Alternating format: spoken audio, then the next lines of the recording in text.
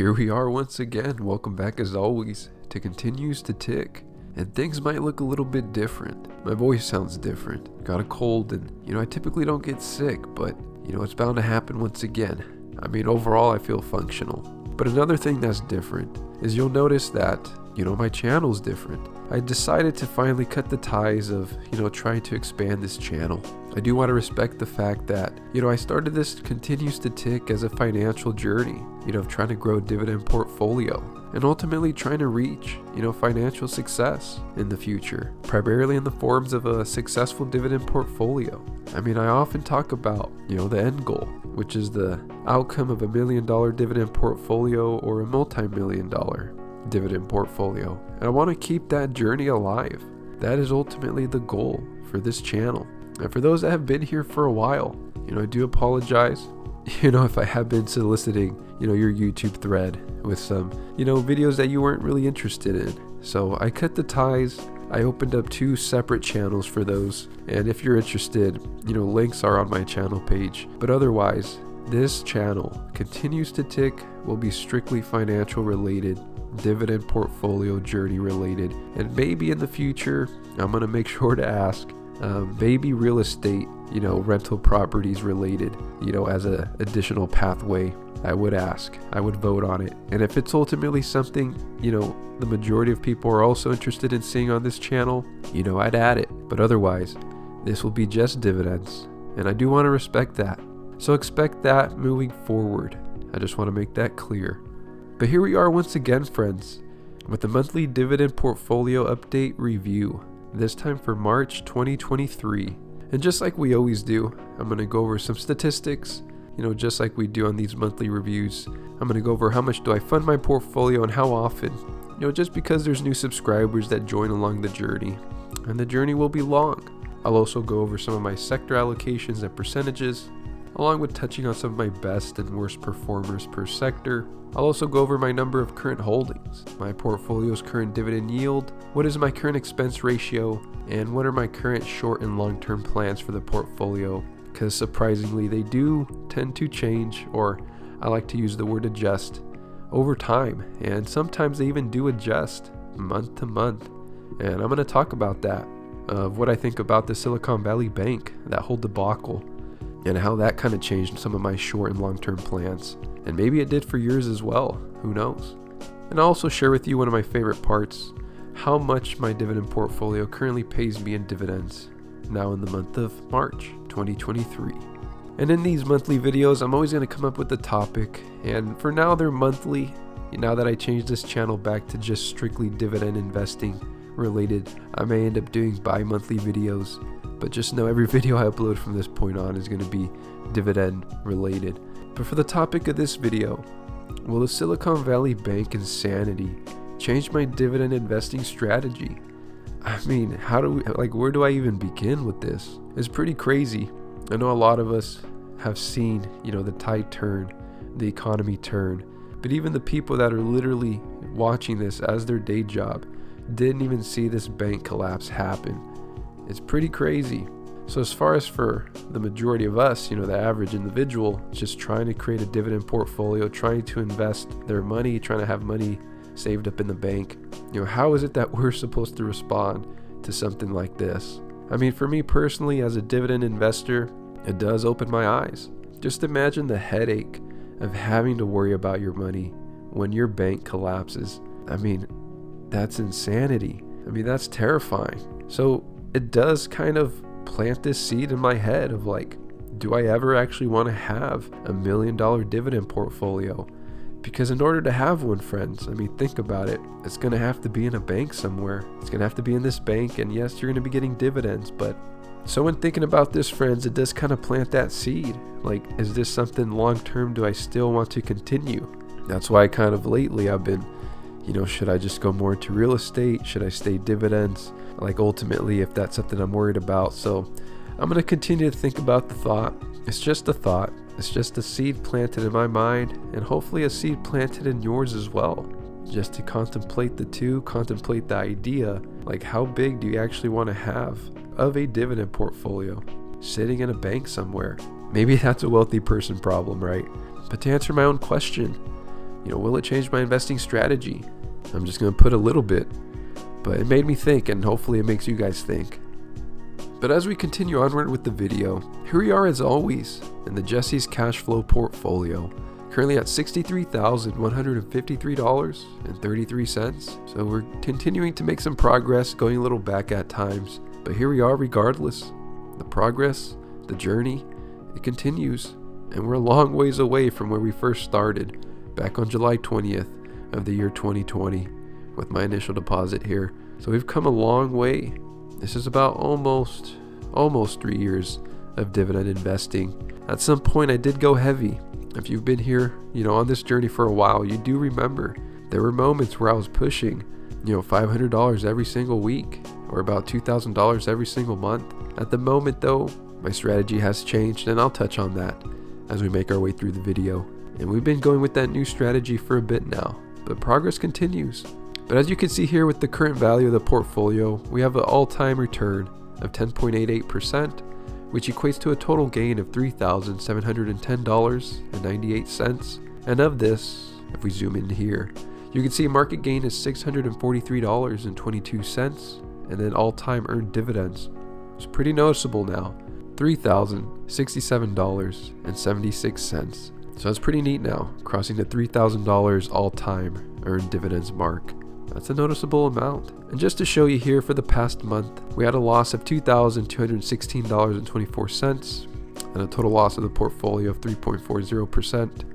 And as you can see here, for the past month, the markets were all on a downturn, a lot because of the SVB debacle. But we did lose $2,216.24, which was a total loss of 3.40% of the portfolio. And then just to show you here, for the last week, overall a little bit of a rebound, up 0.61%, and we had a gain of $382.81. And right now would be a good time for me to just give you guys a reminder. So how often do I fund my portfolio? So as previously mentioned, if you've been here before, I used to fund the portfolio $500 every single week. I've adjusted that since then, and over the last few months now, I've been investing $100 every week into this portfolio, or about $400 every single month. And a big reason behind that is because I just see the housing market, take a turn. And I'm also 27 years old. I'm going to be 28 this year. I want to try to get my first rental property, soon. Hopefully before the age of 30. I'd like to for sure have one rental property or one real estate property under my name. That way I can start building up my portfolio of housing as well, in addition to this dividend portfolio. Trying to ultimately diversify, if you will. So the plan is, with all that extra cash that I used to funnel into this dividend portfolio, I'm now saving up in a high interest savings account, trying to build up a cash reserve, trying to get more and more ready for a housing opportunity should it present itself. But I'm giving myself a window between now and the age of 30. So I got about 2.5 years or so. I'm not really in a rush, but I do always want to be ready. So that's the reason for the change. The idea is, once I get my first rental property, I may then go back to funneling this dividend portfolio a lot quicker than I used to.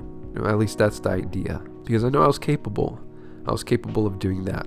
I just kind of changed my priority at this point. And now just going down here, taking a peek down below. As a side note, if you're interested in seeing my portfolio in more detail, there's always a link in my description box down below. You can click on it and you can see exactly into my pies, exactly into all my holdings. So take a look and take a peek if you're curious. But as far as the sector allocations, what you'll realize over time if you follow my journey is that they don't change. I have them broken down into real estate, consumer staples, I have an ETF here, an index fund, I have a tech, utilities, financials, industrials. I also have healthcare, communications, energy, materials, and consumer discretionary. And these are all from ascending to descending order, with my biggest sector being real estate, which is actually the one that's in the red. The only one in the red, it seems. Or no, there's a couple more. I got healthcare, communications, and materials. But it appears to be the one taking the biggest hit at the moment. So it looks like the best sector right now is energy. And I'm not too surprised, it has been for a while. Followed by tech. If you're curious, let's take a peek at tech, because tech's always exciting, right? You can see Nvidia is at 177% return, so they have come back, surprisingly. They took a hit for a while, and now they've come back. followed by Oracle, Apple. Interesting to see that Oracle is actually a better performer than Apple, but who's to say? And then you have Cisco here, Visa, IBM. So if you're curious to checking out my pie, for example, when you go click on the link, you can see into my slices and you will be able to see all the holdings, kind of like how you can see here in the tech slice. And now to get into a little bit more data of my Jesse's cash flow portfolio, the number of holdings, how many do I have? As you can see here, I have 51 if you're curious. And if you've been following this journey, you're also going to notice I hold until, there's a reason where I don't have to. I know it's not everybody's strategy to do this, but I've been doing this over the last 2 years plus, and I haven't had any reasons to really sell a stock. And sometimes for me, I have this belief that staying status quo versus trying to outsmart the markets is a better method. I am playing this out. Ultimately, you can learn from my portfolio and do different, or you can learn from mine and do something similar. But this is my strategy and I'm trying to stick to it. And as far as I can see, it's been effective. I've still been in the green despite many downturns in the markets. And ultimately though, like I said, the real reason to sell a stock is, when you're given a reason. And I haven't really been given a reason. But also having 51 also makes you very diversified. And some can argue being over diversified. But I also think that, diversification really does help, balance out some of my holdings when some aren't doing well and when others are doing well. So I'll continue to see how it plays out. That's ultimately my strategy. But as far as the dividend yield, if you're interested, looks like we're at 3.243%, which is perfect. I'm glad with anything 2.8 to 3.3%. So this is exactly within that range, and I'm totally comfortable with that. And if you're curious about my expense ratio, it's 0.01%. And as far as some of my long-term and short-term plans, I'll start with the long-term. I'm currently still in a master's program.